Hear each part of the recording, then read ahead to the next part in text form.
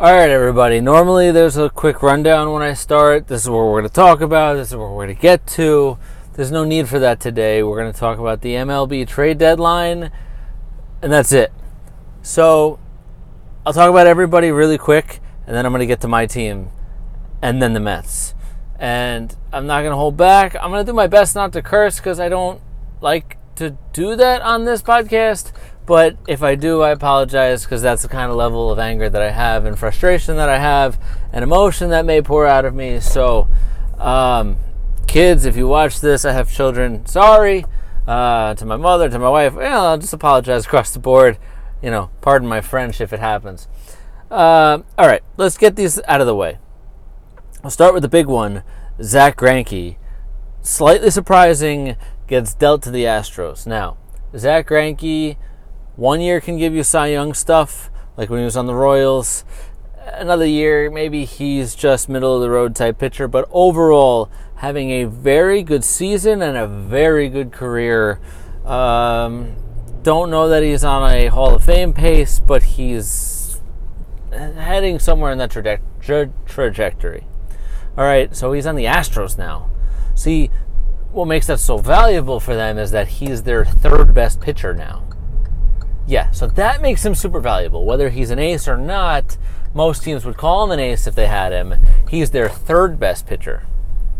So, as a Yankee fan, which I will get to very, very shortly, this is a problem. It's very difficult to beat Justin Verlander.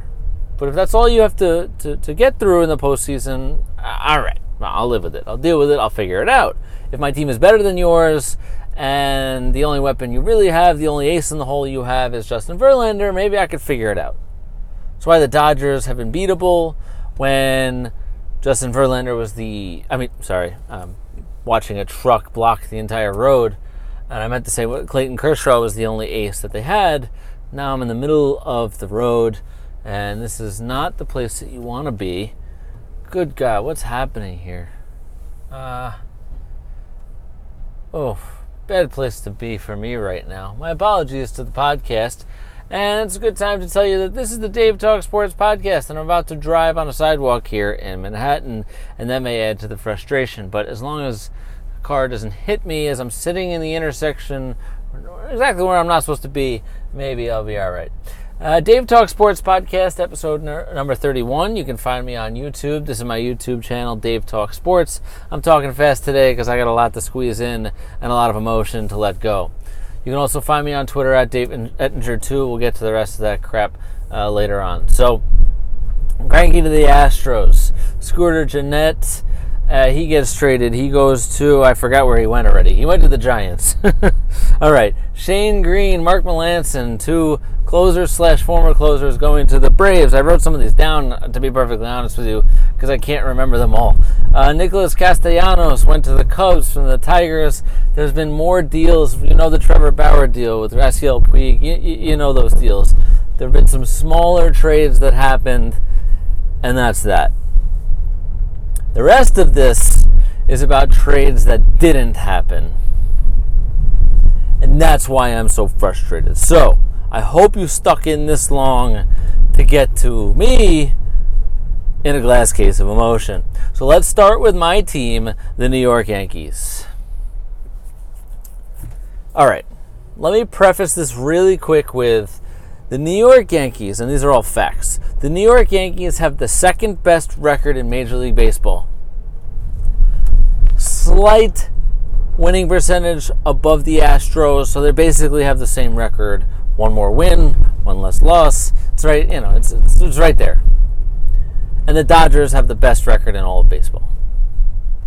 So the Yankees are, by record, as of now, right now, on August 1st, 6:30 a.m. Eastern Standard Time, the second best team record-wise in baseball. But they're not going to beat the Astros. Not as presently constructed. And that is the problem. Now, I've been talking for weeks now. Acquire a starting pitcher, that's what you need. That's great and all, but when the starting pitching market is, and no one really knew it was going to be Zack Greinke. We thought it was going to be Mike Minor, Matthew Boyd, even Robbie Ray, and Marcus Stroman. That's what we thought the pitching market was because Bumgarner wasn't getting moved. Scherzer wasn't getting moved. And the other part that I'll get to in this podcast is whether or not Wheeler and Syndergaard were getting moved, and we saw that they weren't. So for the Yankees, it was, am I going to really overpay for Robbie Ray? I mean, apparently the Diamondbacks were asking for the moon and the stars and all of the above. So I get that you don't want to give up the world for Robbie Ray because he sucks. But you're the Yankees. Okay, and this is going to sound arrogant, but you're the Yankees. Your goal every single year, and I know it should be the goal of every team to win the World Series every single year, but that's not realistic. It is, however, realistic for the New York Yankees. They have a winning record every single year. They're competing in the postseason every single year. They play meaningful games in August, September, October, and sometimes November. And they're usually one of the top 3 teams in Major League Baseball. So while they do have the second best record in the league, I'm extremely disappointed in my team.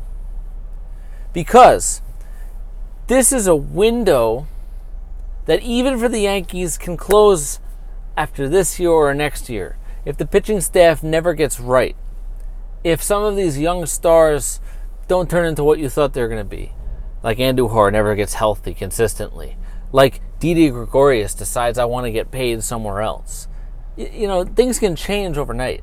And I'm not saying that the Yankees are going to fall apart. They got a lot of good young talent, as well as a great farm system, and that's also why I'm so frustrated. When you have a farm system that's so good, so plentiful, and you have so many pieces that you can move, I get that you don't want to give up your top prospect or even your second best prospect. But what did the Astros just do to get Zack Greinke and push themselves right to the forefront of the World Series contention? They traded their second, their third, their fourth, and another top 10 prospect in their organization just to get Zack Greinke for 2.5 years. So you're telling me that the Yankees couldn't have done that? They should have done something like that. If they knew Zack Greinke was available, if they knew they could realistically get Marcus Stroman, you're telling me that the Yankees couldn't give up more than what the Mets gave up to get Marcus Stroman? 2 mediocre pitching prospects? I mean, that's very sad. Now, I'm not going to be one of these delusional people, unrealistic people.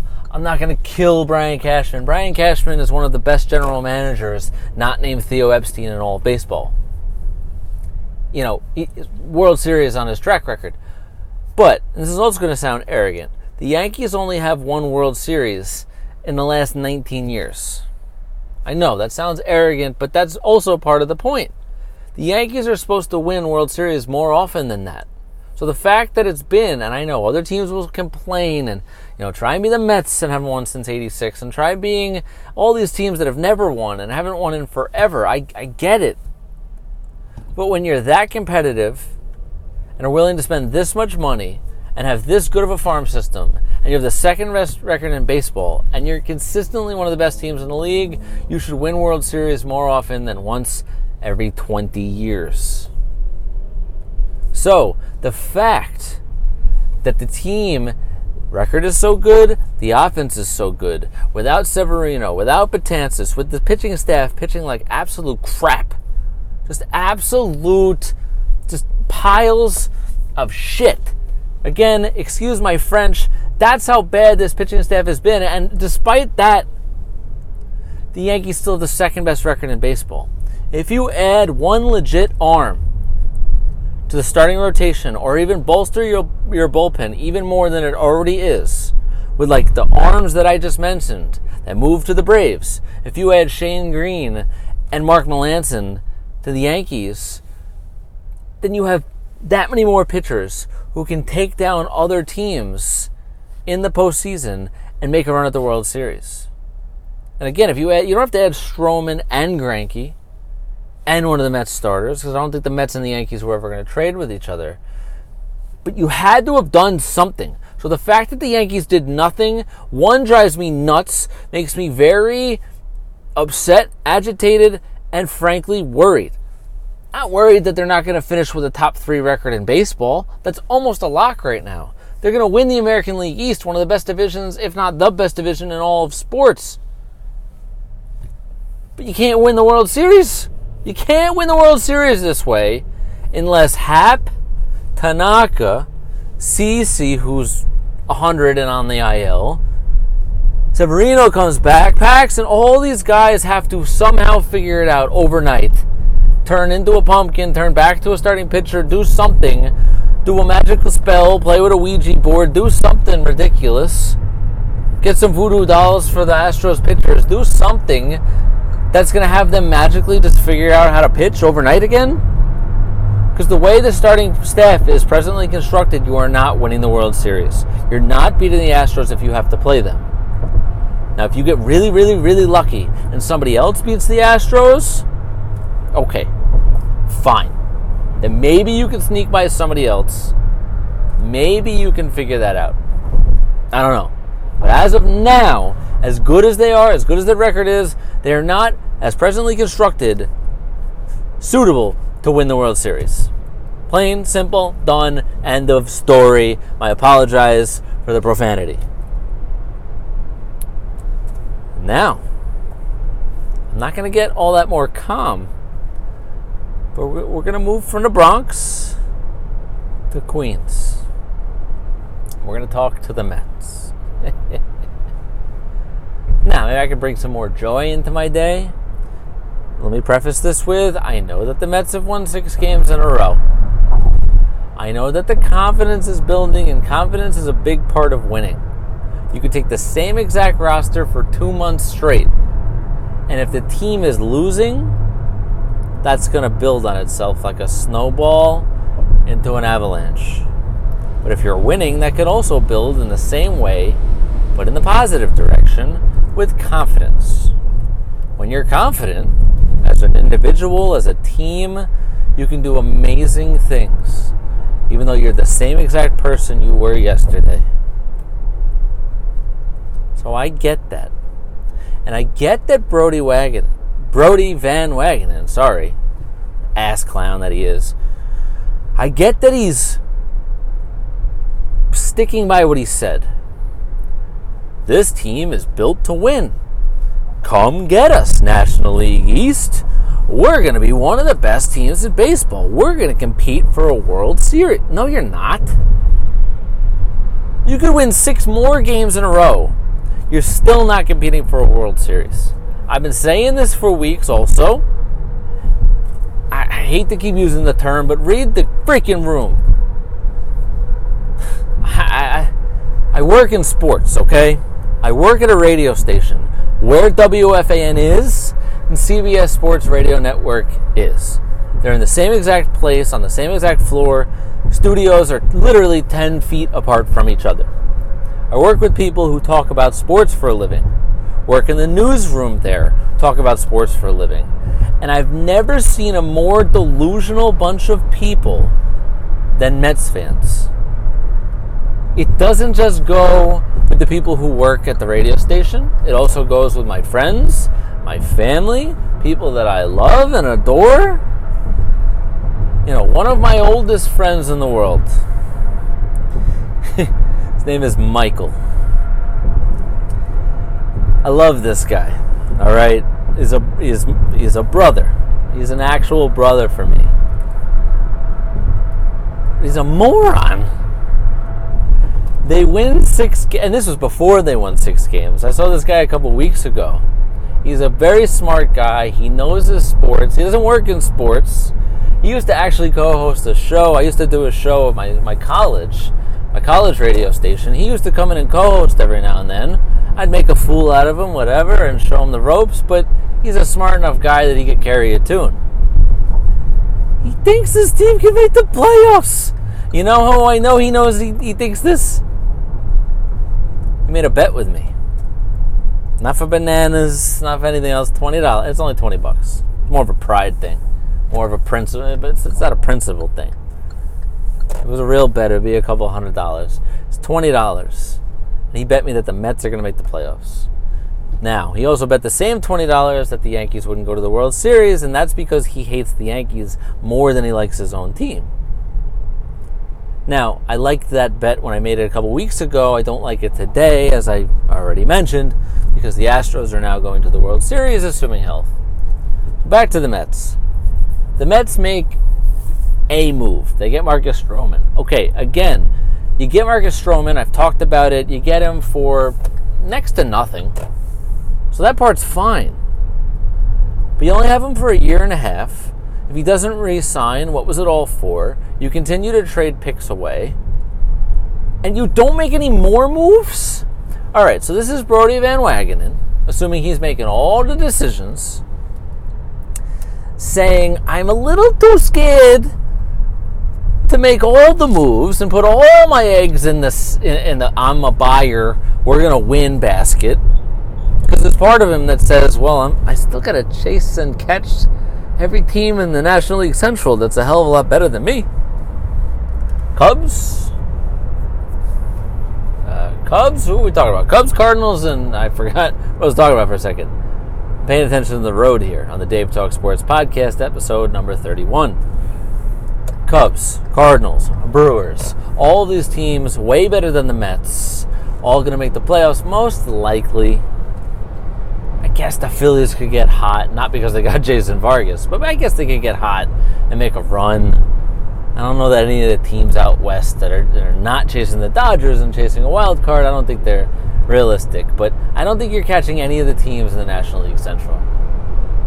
I mean, I guess the Giants have been playing better as of late, so maybe they're a factor as well. You can look at the standings. There's a million teams, quote-unquote, in contention because there's 2 wild cards. Break. Back to the Mets. The Mets are not going to the playoffs. If they were going to have a chance, they would have had to make 3 or 4 moves. Trade all their prospects, because they still have 2 prospects left in the top 100. They could have traded those as well. Gotten Stroman. They didn't have enough to get Greinke, but maybe get some of these bullpen arms that I was talking about. Maybe get a guy like Scooter Gennett, maybe somebody who could play some defense in the infield, hit a little bit more. But also, you can't go to the playoffs with this bullpen. And don't tell me that Edwin Diaz hasn't blown a save since the All-Star break. If I hear that one more time, I'm going to ram my face into a wall. The guy was the Pirates in the game that completed the sweep. He gave up a 2-run home run with a 3-run lead. Still got the save. But is that a good thing? Is that a positive thing? Don't tell me, don't feed me that he hasn't blown a save since the All-Star break. Yeah, you know who else hasn't blown a save since the All-Star break? Me. I mean, it's just ridiculous. The Mets, I've said this before, should have been sellers. They should have sold everything not named DeGrom, Alonso, and maybe Conforto. Yeah, you're not even half buyers. You're quarter buyers, 10% buyers. So you get Stroman and nothing else, and now you're going to the playoffs because you beat the Marlins and the Pirates? I mean, come on. Come on. I'm going to buy the Mets a mirror and shove it right in their face. It's just ridiculous. It's okay, you don't completely blow up the team for the future because you don't trade all these prospects, but you're just treading water. It's the same thing I've been saying for days. I don't have a new take on it because it's perpetually stupid. Okay, you trade Vargas, you bring in Stroman. Not a lateral move because Stroman is better than Vargas. It's a 40% upgrade. Stroman's not an ace. He's got 2 upside and he's a 3. Zach Wheeler's not re-signing here. Zach Wheeler's going to go wherever the most money is. Thor is just underwhelming. Noah Syndergaard. And your bullpen is the worst in baseball still. So Brodie can talk about how winning is the mission. He said that. We were never going to be sellers. We're all going to be buyers. You can talk about competitive rebuilds all you want, about how you're building for the future and also for the present all you want. Yeah, you know how the Yankees did that when they didn't make the playoffs? They sold everybody off, replenished their farm system, but then re-signed some of those guys? Like trading Chapman for Gleyber Torres, which was worth it for the Cubs because they won a World Series, but then you re-signed Chapman.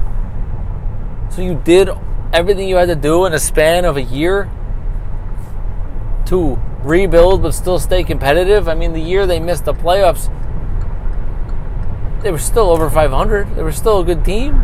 I can't remember the last time they weren't over 500. So I'm not hitting the absolute panic button because the Yankees are going to have a good regular season record, but they physically cannot win the World Series. And the Mets are just stupid. And this is, again, an organization shining some shiny key, jiggling some shiny keys in front of your face, going, here, look over here, look what we did. This is Marcus Stroman. We got rid of Vargas. We got something back. We got a double-A catcher hitting under 200 back for Jason Vargas. No, I got Mets fans telling me they're going to make the playoffs and make a run because this is, hooray, we got a chance. No, you don't. You're just a Mets hater. No, you're not. No, I'm not. I'm realistic. I'm objective. Sorry. Oh, well, sorry. We don't get a chance to feel this happy and good about our team every once in a while. Sorry. It's not my problem. You're in New York. You have your own TV station. Your owners have plenty of money. There's no reason why you can't spend more money and be more competitive. So don't cry to me. Stop turning on the TV. Stop buying the jerseys. Stop going to the games. Make the owners do something different. Hire an agent who only signs his own guys to contracts and then wonder why they can't win. Again, my apologies for the profanity. There was only one piece of it in this episode of Dave Talk Sports podcast here on the YouTube channel, Dave Talk Sports. I thought there would be way more. I hope you enjoyed my emotion. And, follow me on Twitter at DaveEttinger2. Subscribe to the YouTube channel, Dave Talk Sports. Leave some comments below the video. Do you agree? Do you disagree? Obviously, the Astros was the big winner of the trade deadline. Who else won? Who else lost? How do you feel about the Mets? How do you feel about the Yankees? Who's winning the World Series? I already know, but I want to hear from you now too. All right, everybody. Thursday morning. Welcome in August. It's August 1st, 6:48 Eastern Standard Time in the AM.